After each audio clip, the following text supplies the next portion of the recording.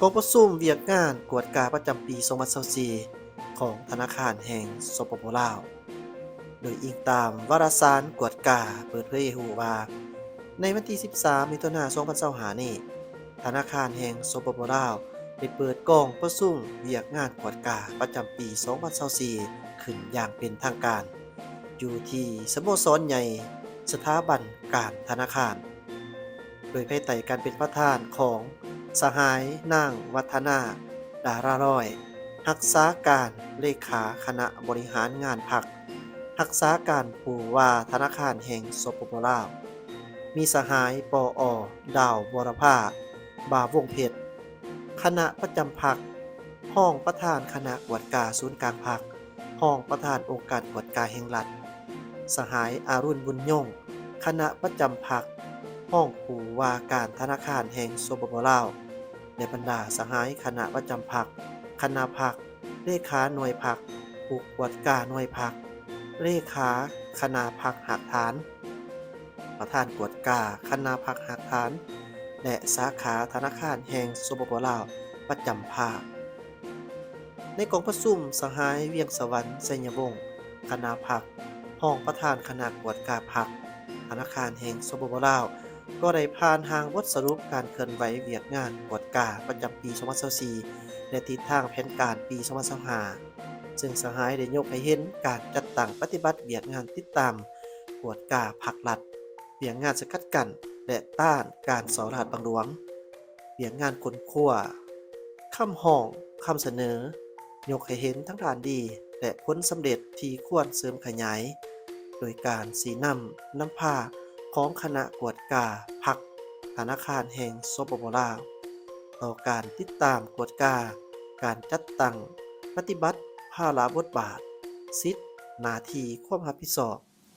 การปฏิบัติบรรดามติคำสั่งของพรรคกฎหมายและระเบียบการต่างๆของรัฐพร้อมทั้งยกให้เห็นทั้งด้านอ่อนของโครงข่ายที่จะต้องหีบห้อนเอาใจใส่ปรับปรุงแก้ไขอย่างเด็ดขาด เข้มงวดและทันสภาพการให้มีการหันเปลี่ยนที่ตั้งหน้าไปสู่คุณภาพใหม่เป็นต้นแมนการแก้ไขปัญหาเหยาท่อที่เกิดขึ้นในกลุ่มจักรภาครัฐและสมาชิกพรรคพนักงานแต่ละขันในคงเขตธนาคารได้ตรวจพบเห็นการสอราดบังหลวงทั้งหมด21กรณีในนี้ปรากฏการเกิดใหม่6กรณีท่อฮอลอ2กรณี ท่อนอบอ3กรณีและท่อคอตอลอ1กรณีปรากฏการณ์ที่เกิดขึ้นใหม่แต่ติดพันกับกรณีเก่า15กรณีมีท่อสก5กรณีและท่อนอบอ10กรณีรวมมูลค่าเสียหายจำนวน 1,599.09 ล้านกีบและเก็บคืนมูลค่าเสียหายได้เทียบเท่ากีบจำนวน 137.43 ล้านกีบสามารถแก้ไขสำเร็จ4กรณีมีทนบ3กรณีและทคตล1กรณีพร้อมนี้ในปี2024สามารถเก็บกู้มูลค่าเสียหายของการสอราดบังหลวงที่เกิดขึ้นในระยะที่ผ่านมาในจำนวน 4,741 22 ล้านกีบและสามารถแก้ไข3กรณีมีทนบ1กรณีและท่อสก2กรณีพนักงานถูกโจะการปฏิบัติหน้าที่ชั่วคราว3คนกตค1คนและท่อคตล2คนสมาชิกพรรคพนักงานถูกปฏิบัติวินัยทั้งหมด167คนมีท่อหอลอ11คนท่อคตล37คนและท่อสก114คนและท่อนบ5คนถูกปฏิบัติวินัยขัน1จำนวน59คนขัน2จำนวน80คนขัน3จำนวน20คนและขัน4จำนวน8คนนอกจากนั้นสหายวันคำไสยวงศ์หัวหน้ากรมค้นคว้าและวารสารกวดกาตั้งหน้าคณะกวดกาศูนย์กลางพรรคและองค์การกวดกาแห่งรัฐเผยแพร่เอกสารที่ติดพันกับเวียกงานกวดกาจำนวน1 เซน กฎหมายว่าด้วยการต้านการสอรัฐบังหลวงฉบับปรับปรุงใหม่บทบันทึกการประสานงานระหว่างองค์การกวดกาแห่งรัฐกับกระทรวงป้องกันความสงบกระทรวงยุติธรรมและองค์การอัยการประชาชนสูงสุดในการดำเนินคดีการสอรัฐบังหลวงบทบันทึกการประสานงานระหว่างองค์การกวดกาแห่งรัฐกับองค์การตรวจสอบแห่งรัฐบทบันทึกการประสานงานระหว่างองค์การกวดกาแห่งรัฐกับศาลประชาชนสูงสุดเกี่ยวกับการดำเนินคดีนอกจากนี้สหายอรุณบุญยงก็ได้ให้เกียรติเผยแพร่บทโอล่มของสหายคำพันธ์พรหมทัตกรรมการกรมการเมืองศูนย์กลางพรรคคณะเลขาธิการศูนย์กลางพรรค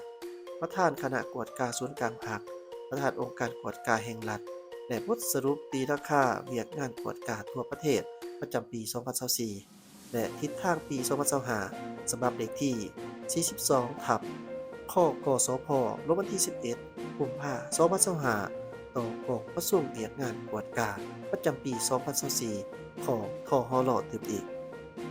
สสสจากเขต5ขออนุญาตถามแต่จุดเดียวเป็นหยังอยู่ด่านสั่งนำนักแต่ละบอนนะจึงบ่มีสางเก็บฝากสินค้าในกรณีว่าน้ำหนักเกินก็ต้องได้เอาออกหรือเอาลงแล้วจะให้ผู้คนส่งสินค้าเอาไปฝากไว้บอนใดตอนนี้ในตอนหน้านี้ทางกระทรวงมีที่ทางแผนการจะแก้ไขปัญหานี้แนวใดขอขอบใจครับเจ้าไม้ฟองไม้ทรายเกียรติ12เขื่อนคำมวลมีคำถามข้อเดียวเนาะปัจจุบันมันมีรถขนส่งถ่านหินออกจากลาวเฮานี่ไปเบื้องฝั่งตะวันออกอยู่ลาวเฮานี่คนใช้รถ22ล้อหรือว่าหลายกว่านั้นบัดพอฮอดฝั่งนั้นใช้แต่รถ6ล้อ10ล้อเท่านั้นเฮ็ดให้หนทางนี่เปเพเสียหายประชาชนได้รับความเดือดร้อนท่านจะมีแนวทางแก้ไขปัญหาได้คือแนวใดขอขอบใจสำหรับการคุ้มครองน้ำหนักคือเขาพระเจ้ามีคำเน้นนั่นแหละในเวลาตารางเส้นทางของมวลเฮาเนี่ยนับมือนับขยายขึ้นไปแต่จำนวนสิ่งสั่งของมวลเฮานี่ยังอยู่คือเก่าเพราะฉะนั้นยุทธศาสตร์ยาวนานของมวลเฮานี่จะต้องได้ขยายสิ่งสั่งออกไปในขอบเขตตารางของเส้นทาง